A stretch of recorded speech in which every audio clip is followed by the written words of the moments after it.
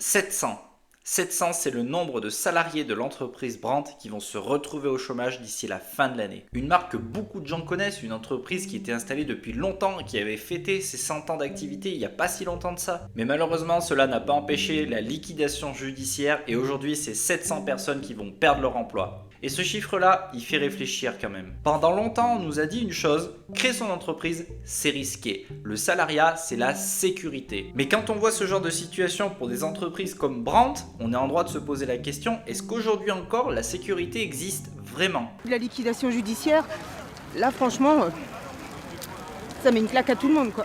Quand j'ai créé mon entreprise il y a 10 ans, beaucoup de gens sont venus me mettre en garde sur les risques, l'instabilité, la pression. Et honnêtement, je vous avoue que ça m'a fait pas mal hésiter tout ça, parce que moi aussi je travaillais pour une entreprise qui devait normalement me fournir cette fameuse sécurité. Alors attention, je n'ai absolument pas la prétention de dire comment Brandt aurait dû gérer son entreprise.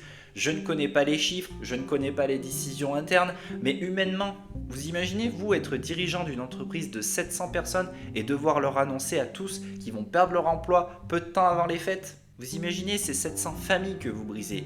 Des crédits, des projets de vie, des enfants, ce n'est pas juste un chiffre sur un tableau Excel. Moi je vous avoue une chose, il y a même certains mois où je ne savais même pas si j'allais réussir à payer mes salariés. Et ça je peux vous garantir que j'en dormais pas la nuit. Aujourd'hui si je devais licencier mes salariés et fermer boutique, je peux vous garantir que cela me laisserait certainement une cicatrice qui ne serait pas prête de se refermer. Mais je sais aussi que chaque personne peut réagir différemment et que certaines personnes sont capables de passer à autre chose vite fait comme ça. Pour avoir travaillé pendant un certain temps pour un grand groupe et avoir été presque autant de temps à mon compte, je pense qu'à l'heure actuelle, ni le salariat ni l'entrepreneuriat ne peuvent vraiment garantir la sécurité. Ce sont simplement des formes de risques différentes si on regarde bien. Soit vous faites confiance à vos dirigeants qui sont censés vous offrir cette fameuse sécurité, soit c'est à vous alors de tout faire pour l'avoir cette sécurité. Et vous, vous en pensez quoi? Est-ce que la sécurité existe encore de nos jours selon vous? Dites-le en commentaire. Pour ma part, je pense qu'il va falloir surtout s'adapter, peu importe la situation, peu importe le statut. Parce que malheureusement, on dirait bien que d'un côté ou de l'autre, on n'aura pas le choix.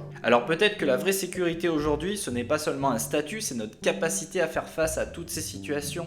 Comme vous avez pu le voir, j'ai pris un ton un peu plus sérieux pour ce type de vidéo, et oui, ça m'arrive parce que je trouve que le sujet mérite absolument pas de rigoler. En tout cas, j'espère quand même qu'elle t'a plu.